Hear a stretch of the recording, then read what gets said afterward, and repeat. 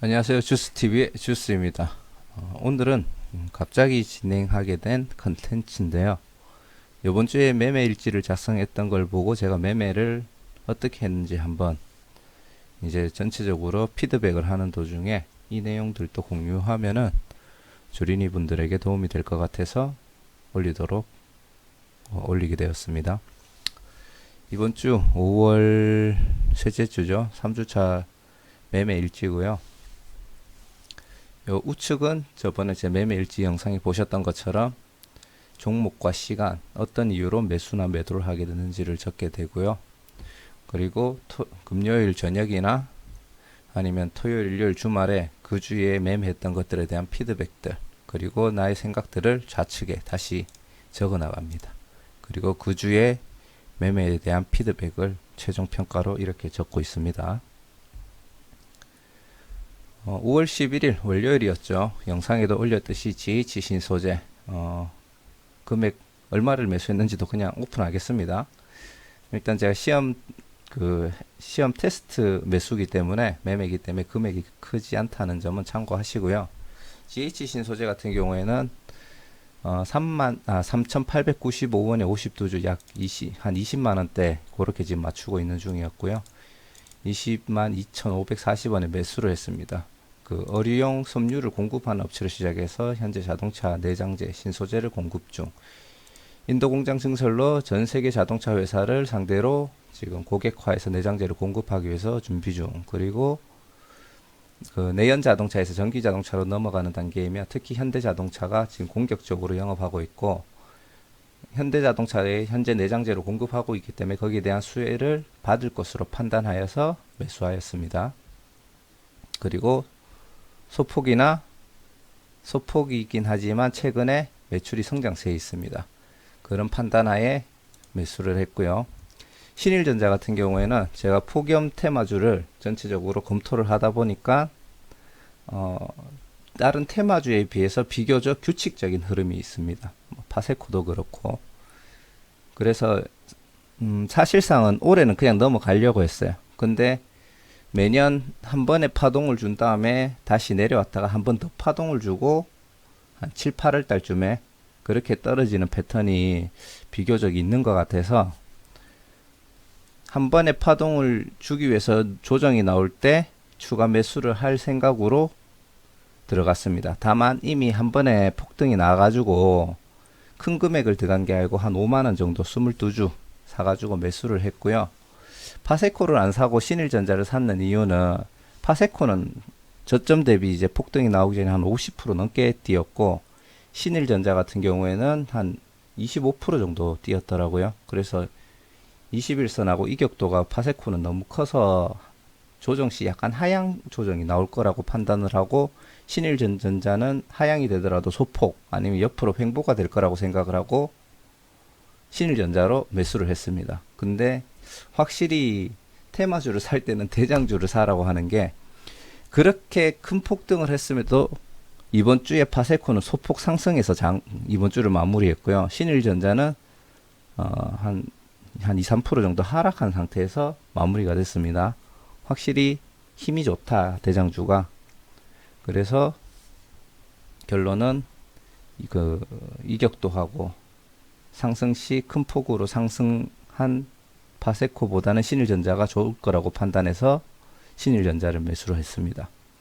그리고 세 번째는 역시나 제가 영상에 올렸듯이 프로텍 반도체 관련 장비 및 그 부품 공급, 뉴매틱 사업부, 자동화 기기 제작 판매 등을 하고 있는 업체인데 시스템 반도체 테마에 약간 얽혀 있고 그리고 꾸준한 매출 상승이 있었기 때문에 그 PBR하고 이런 게 PER하고 이런 게 좀 낮았죠. 그래서 꾸준하게 성장성이 있을 것이라고 판단하여 매수를 하였습니다.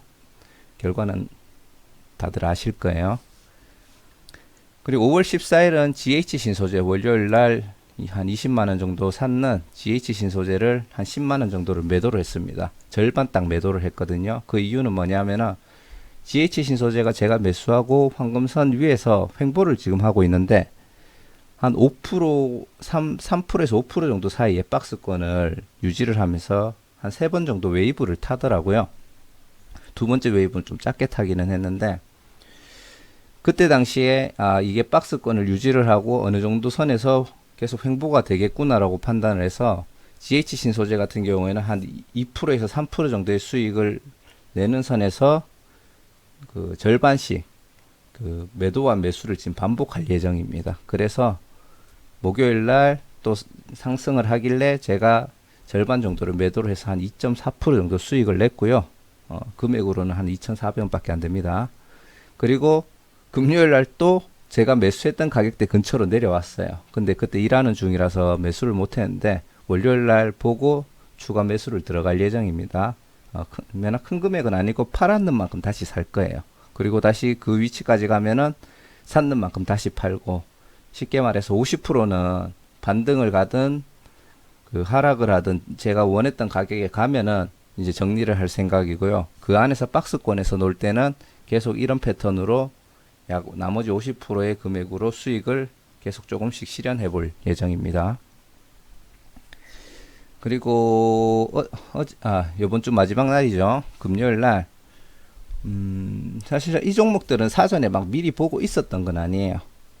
우연찮게 한미약품에 대해서 이야기를 들었고 해당 종목을 검색을 해봤는데, 한미약품이 현재 뭐 다른 제약이나 뭐 바이오 관련된 이런 그 종목들 중에 좀 저평가가 된 것 같다라고 판단이 되었고요. 무엇보다 목요일하고 금요일 날 개파락을 해서 그 자리에서 이게 유지를 하더라고요.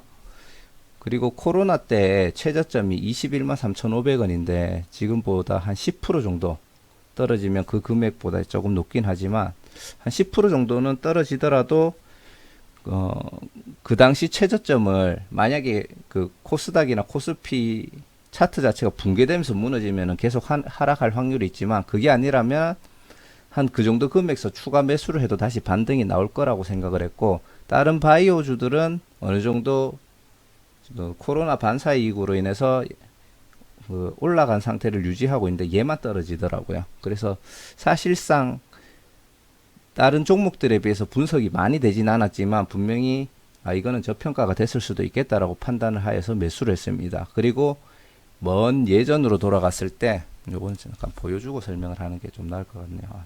마침 보고 있었어 가지고, 과거하고 비교했을 때 과거의 저점 근처에서 지금 놀고 있어요. 요 안에서 지금 박스권을 지금 만들고 있거든요. 지금 이 선을 보시면은 과거입니다. 과거의 최저점, 그리고 그보다 더 이전 과거의 최저점이 형성되는 박스인데, 현재 보시면은 그 박스권에 지금 딱 들어와 있어요. 그 약간 지지를 받았다가 그 아래쪽 선 지지를 받아서 지금 형성을 하고 있는데, 사실상 여기서 지금 예전 최저점보다 차트가 금요일날 그 밑에서 하락을 했죠. 그래서 추락할 가능성도 있습니다. 그래서 제일 좋은 그림은 이 위에 올라와서 지지를 받다가 요 위에 금액까지 도달했을 때 이제 한 10% 정도 수익을 낼 것인가 말 것인가를 이제 판단할 예정인데, 만약에 떨어지면은 요 밑에 이제 코로나 당시에 최저점까지 만약에 내려온다면은 추가 매수를 해서 반등을 기다릴 겁니다. 여기서 더 무너지면 그때는 손절할 예정입니다. 그래서 일단 계획을 그렇게 잡고 다른 제약주보다 저평가가 되어 있다고 판단해서 매수를 하게 되었습니다. 그리고 남선 알미늄 같은 경우에는 요것도 차트 보고 설명을 드릴게요. 요거는 이제 종가 매매, 약간 종가 매매에 관한 실전 연습을 하기 위해서 연습 삼아 한 10주 정도 매수를 했고요. 매수를 하게 된 판단은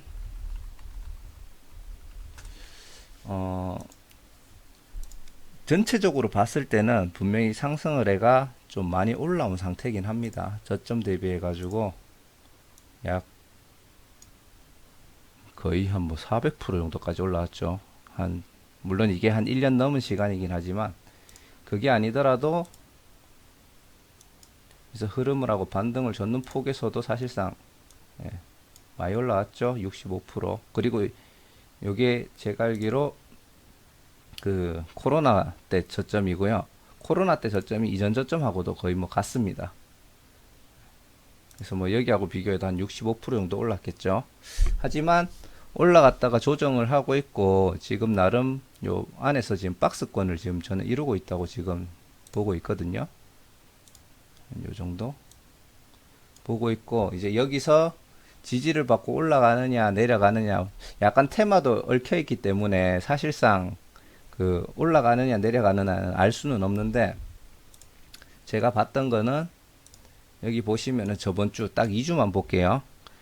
이때부터 저번 주부터 해가지고 상승을 받았어요. 그렇죠? 한 17% 정도 상승을 했다. 지금 눌림을 주고 있습니다. 눌림을 주고 있고, 목요일에 요 양도지, 그 도지 모양을 하면서 반등을 줬어요. 이럴 경우에 그 흐름을 가지고 이제 눌림 후에 반등하는 차트가 나올 수 있기 때문에, 그 기대감에 그 장후에 매수세가 조금 들어올 수도 있겠다라고 생각을 하고, 저는 이 종가, 금요일 종가로 그 장후 거래로 종가 매수를 했고요. 그리고 시간의 거래에서 상승이 되면 팔고 빠질 생각이었어요. 그런 차트를 보고 그런 류의 매매를 하는 방법을 연습을 하기 위해서 매수를 했던 거고요. 중요한 거는 보합으로 끝나버렸습니다. 하지만 월요일 날 상승을 할 수 있지 않을까라는 기대감에 그냥 수수료만 내고 매도를 할 수도 있는데, 그냥 홀딩을 하려고 마음을 먹었어요. 그렇게 하고 이제 주말에 피드백을 이제 적었는데, 계속 했던 얘기긴 해요. 매수가에서 소폭 상승하여 박스권 형성 중 한금선 지지받아 횡보하다 상승할 것으로 판단. 그래서 일단 가지고 있고요. 그리고 월요일날 요건 밑에도 적었죠. 하고 요거는 파세코 소폭 상승, 신일전자 소폭 하락 중 테마 관련 대장주보다 2등주를 선택했는데, 사실상 대장주를 선택하는 게 맞았다. 그리고 7월 전후로 해서 추가로 한 번 더 상승할 것으로 판단되어서 홀딩, 그리고 하락 시에는 추가 매수를 할 것이다. 예, 그 내용을 적은 거고요. 프로텍 2020년 큰 폭의 적자로, 1분기 큰 폭의 적자로 제가 수요일 날 매수를 해서 그 3일째 되는 금요일 날 8% 하락으로 장마감을 했죠.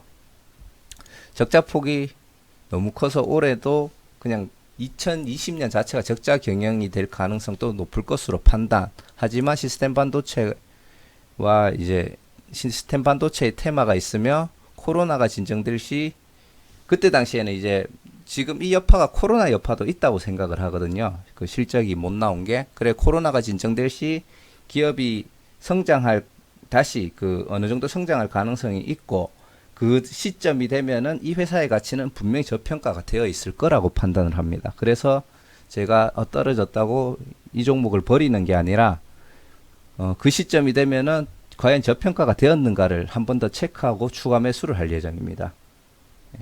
그렇게 할 예정이고요. 물론 계속 실적이 떨어질 수도 있는 거지만 일단 그렇게 대응할 예정이고요. GH신소재 계속 중복적인 얘기를 하고 있는데요. 금요일 날 종가가 박스권 하단으로 왔으며 일하는 중이라 매수하지 못했다. 월요일 오전장에 해당 가격대를 유지하면은 추가 매수를 할 예정이고, 제가 신경 못 쓰는 사이에 반등을 해버리면 어쩔 수 없죠. 그거는 다시 그냥 보낼 예정입니다. 그래서 5월 3주차 매매에 대한 피드백은, 이번 주는 전체적으로 내동 매매가 없었어요. 내동 매매가 없었고, 그리고 그 한미약품하고 남선 알미늄은 과연 내동 매매일까? 요거는 실질적으로 제가 크게 분석을 하고 들어간 건 아니죠. 하지만 한미약품은 이제 얼마 안 되는 분석이지만 나름 판단을 해서 들어갔고, 남선 알미늄 같은 경우에는 그 종가 매매에 관련해 가지고 실전 연습을 해야지라고 계속 생각을 하고 있었거든요. 그래서 연습차 들어갔는 건데 결과는 보합으로 끝났다는 게 아쉽긴 하지만, 제가 했던 요번 주 매매는 전체적으로 만족하고 있다는 점을 피드백을 했습니다. 그리고 프로텍은 실적 조조로 해당 부분 어떻게 대응할지 수시로 체크하고 정보 파악을 해야겠다라는 피드백을 남겼습니다. 자, 이렇게 사실 매매일지 적는 방법에 대해서 한번 영상을 올리고 그 뒤에 언급을 안 할 생각이었는데, 적다 보니까 지금 저랑 같은 주린이 분들이 봤을 때는 좀 도움이 될 수는 있겠다.